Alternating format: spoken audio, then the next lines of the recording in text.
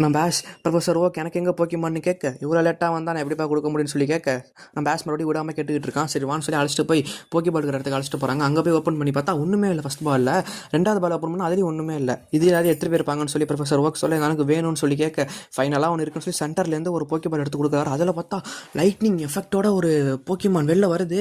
அது வந்து க்யூட்டா பீகாச்சு அப்படின்னு சொல்லுது. நம்ம பேஷ் தங்கக்குட்டி சிங்கக்குட்டி பீகாச்சு அப்படின்னு சொல்லிட்டு அதை கட்டி பிடிச்சிட்டான். அதை பார்த்தா அல்டிமேட்டாக தண்டர் போல்ட்டை கொடுத்துருச்சு.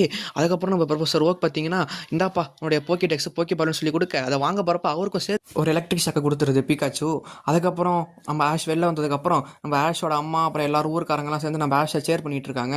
போயிட்டு வா அப்படின்னு சொல்லிட்டு இங்கே பார்த்தா பீகாச்சு பார்த்தா ரொம்ப அழகாக இருக்குன்னு அவங்க அம்மா சொல்ல இந்தாப்பா உன் ட்ரெஸ் எல்லாம் நீயே தவச்சுக்க அது இதுன்னு பண்ணிட்டு எல்லாம் கொடுக்க நம்ம ஆஷ் வந்து டக்குன்னு வெக்கப்பட்டு வாங்கி வச்சுக்கிறான். அதுக்கப்புறம் நான் கண்டிப்பாக பெரிய ஆள் ஆகி காட்டுவேன்னு சொல்லி நம்ம பேஷ் பேசிக்கிட்டு இருக்கேன். பேஷும் பீகாச்சும் ஒன்று சேர்ந்தாங்களா இல்லையாங்கிறத நான் பெரிய வீடியோவாக போட்டிருக்கேன். அந்த சேனலில் கண்டிப்பாக பாருங்கள். ஒரு பெரிய எபிசோட் நம்ம பண்ணிகிட்டு இருக்கோம்.